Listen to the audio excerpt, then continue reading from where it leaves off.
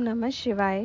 रुद्र संहिता के द्वितीय खंड के इस अगले अध्याय में आगे ब्रह्मा जी कहते हैं, श्री विष्णु आदि देवताओं द्वारा की हुई उस स्तुति को सुनकर सबकी उत्पत्ति के हेतुभूत भगवान शंकर बड़े प्रसन्न हुए और जोर जोर से हंसने लगे।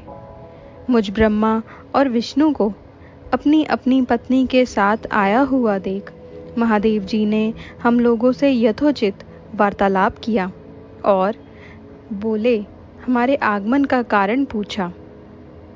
रुद्र बोले, हे हरे, हे विधे तथा हे देवताओं और महर्षियों, आज निर्भय होकर यहाँ अपने आने का ठीक ठाक कारण बताओ। तुम लोग किस लिए यहाँ आए हो और कौन सा कार्य आ पड़ा है, वह सब मैं सुनना चाहता हूँ, क्योंकि तुम्हारे द्वारा की गई स्तुति से मेरा मन बहुत प्रसन्न है। मुने महादेव जी के इस प्रकार पूछने पर भगवान विष्णु की आज्ञा से मैंने वार्तालाप आरंभ किया। मुझ ब्रह्मा ने कहा, देव देव महादेव, करुणा सागर प्रभु, हम दोनों इन देवताओं और ऋषियों के साथ जिस उद्देश्य से यहाँ आए हैं उसे सुनिए।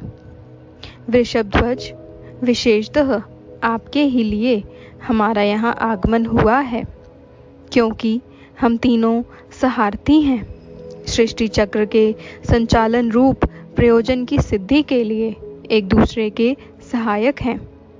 सहारथी को सदा परस्पर यथायोग्य सहयोग करना चाहिए, अन्यथा यह जगत टिक नहीं सकता। महेश्वर, कुछ ऐसे असुर उत्पन्न होंगे जो मेरे हाथ से मारे जाएंगे, कुछ भगवान विष्णु के और कुछ आपके हाथों नष्ट होंगे। महाप्रभु, कुछ असुर ऐसे होंगे जो आपके वीर्य से उत्पन्न हुए पुत्र के हाथ से ही मारे जा सकेंगे। प्रभु, कभी कोई विरले ही असुर ऐसे होंगे जो माया के हाथों द्वारा वध को प्राप्त होंगे। आप भगवान शंकर की कृपा से ही देवताओं को सदा उत्तम सुख प्राप्त होगा। घोर असुरों का विनाश करके आप जगत को सदा स्वास्थ्य एवं अभय प्रदान करेंगे, अथवा यह भी संभव है कि आपके हाथ से कोई भी असुर न मारा जाए, क्योंकि आप सदा योग युक्त रहते हुए राग द्वेष से रहित हैं तथा एकमात्र दया करने में ही लगे रहते हैं। ईश, यदि वे असुर भी आराधित हों, आपकी दया से अनुग्रहित होते रहे, तो सृष्टि और पालन का कार्य कैसे चल सकता है। अतः वृषभध्वज, आपको प्रतिदिन सृष्टि आदि के उपयुक्त कार्य करने के लिए उद्यत रहना चाहिए। यदि सृष्टि, पालन और संहार रूप कर्म न करने हों, तब तो हमने माया से जो भिन्न भरी शरीर धारण किए हैं, उनकी कोई उपयोगिता अथवा औचित्य नहीं है। वास्तव में हम तीनों एक ही हैं, कार्य के भेद से भिन्न भिन्न देह धारण करके स्थित हैं। यदि कार्य भेद न सिद्ध हो, तब तो हमारे रूप भेद का कोई प्रयोजन नहीं है। देव, एक ही परमात्मा महेश्वर तीन स्वरूपों में अभिव्यक्त हुए हैं। इस रूप भेद में उनकी अपनी माया ही कारण है। वास्तव में प्रभु स्वतंत्र हैं। वे लीला के उद्देश्य से ही ये सृष्टि आदि कार्य करते हैं। भगवान श्री हरि उनके बाएं अंग से प्रकट हुए हैं। मैं ब्रह्मा उनके दाएं अंग से प्रकट हुआ हूँ और आप रुद्रदेव उन सदाशिव के हृदय से आविर्भूत हुए हैं। अतः आप ही शिव के पूर्ण रूप हैं। प्रभु, इस प्रकार अभिन्न रूप होते हुए भी हम तीन रूपों में प्रकट हैं। सनातन देव, हम तीनों उन्हीं भगवान सदाशिव और शिवा के पुत्र हैं।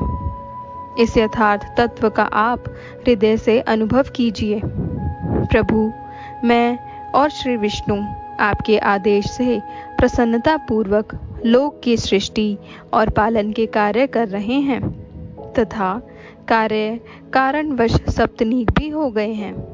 अतः आप भी विश्व हित के लिए तथा देवताओं को सुख पहुंचाने के लिए एक परम सुंदरी रमणी को अपनी पत्नी बनाने के लिए ग्रहण करें।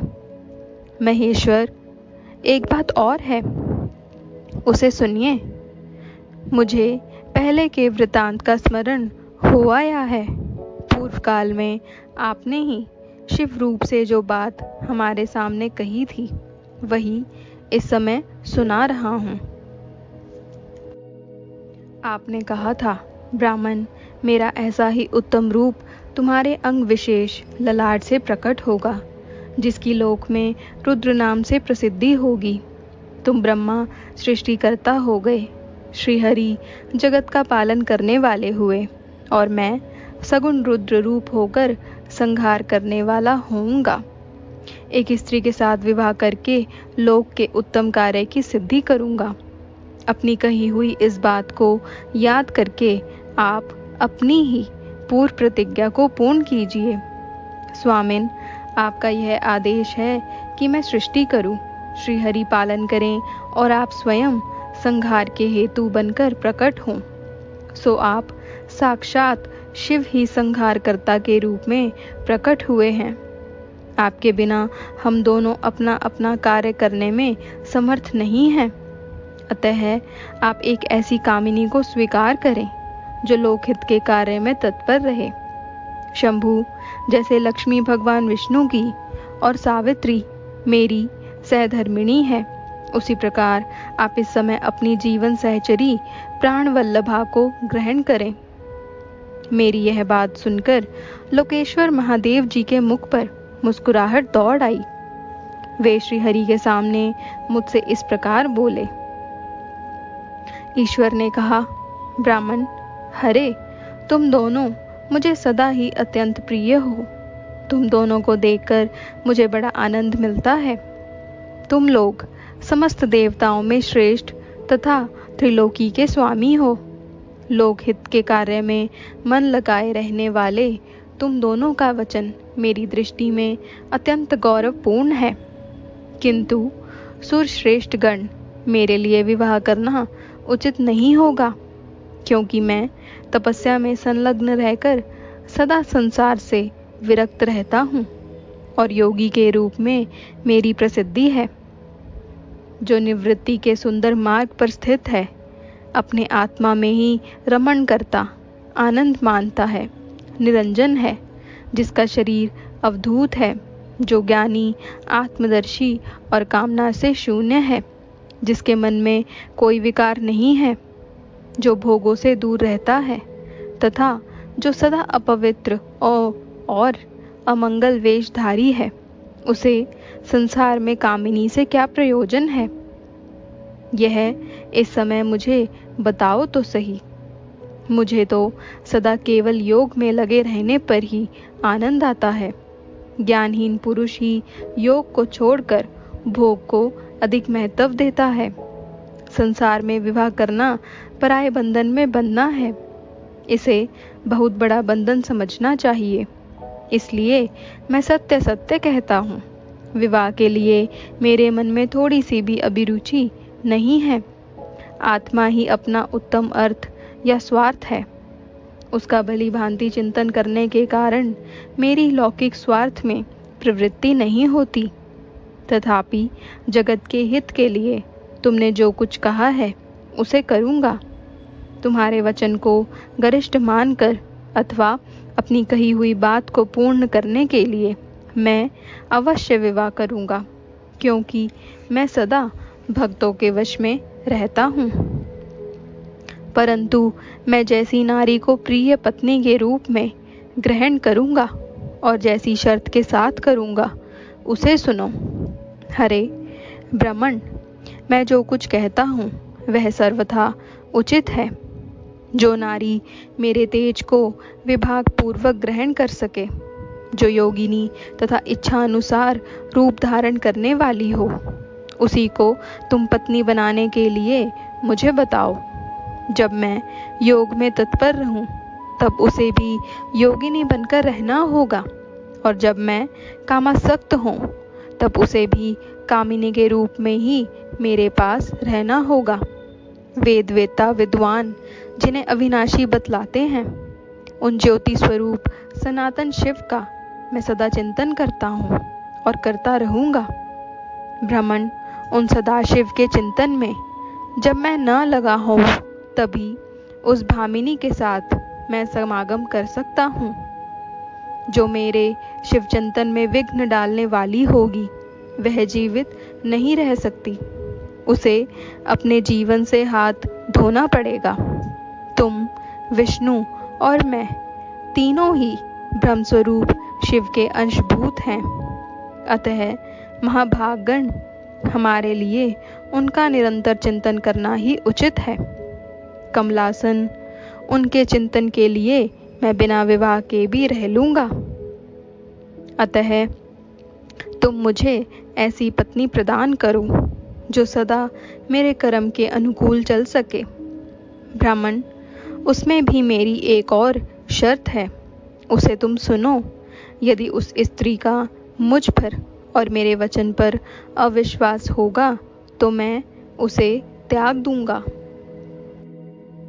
उनकी यह बात सुनकर मैंने और श्रीहरि ने मंद मुस्कान के साथ मन ही मन प्रसन्नता का अनुभव किया।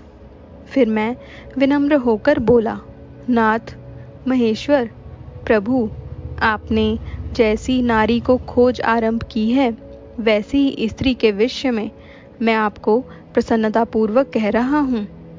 साक्षात सदाशिव की धर्मपत्नी जो उमा है, वे ही जगत का कार्य सिद्ध करने के लिए भिन्न भिन्न रूप में प्रकट हुई हैं। प्रभु, सरस्वती और लक्ष्मी, ये दो रूप धारण करके वे पहले ही यहाँ आ चुकी हैं। इनमें लक्ष्मी तो श्री विष्णु की प्राण वल्लभा हो गई और सरस्वती मेरी। अब हमारे लिए वे तीसरा रूप धारण करके प्रकट हुई हैं। प्रभु, लोकहित का कार्य करने की इच्छा वाली देवी शिवा दक्ष पुत्री के रूप में अवतीर्ण हुई है। उनका नाम सती है। सती ही ऐसी भार्या हो सकती हैं जो सदा आपके लिए हितकारिणी हो। देवेश, महातेजस्विनी सती आपके लिए, आपको पति रूप में प्राप्त करने के लिए दृढ़तापूर्वक कठोर व्रत का पालन करती हुई तपस्या कर रही है। महेश्वर, आप उन्हें वर देने के लिए जाइए, कृपा कीजिए और बड़ी प्रसन्नता के साथ उन्हें उनकी तपस्या के अनुरूप वर देकर उनके साथ विवाह कीजिए। शंकर, भगवान विष्णु की, मेरी तथा इन संपूर्ण देवताओं की यही इच्छा है। आप अपनी शुभ दृष्टि से हमारी इस इच्छा को पूर्ण कीजिए, जिससे हम आदर पूर्वक उस उत्सव को देख सकें। ऐसा होने से तीनों लोकों में सुख देने वाला परम मंगल होगा और सबकी सारी चिंता मिट जाएगी, इसमें संशय नहीं है।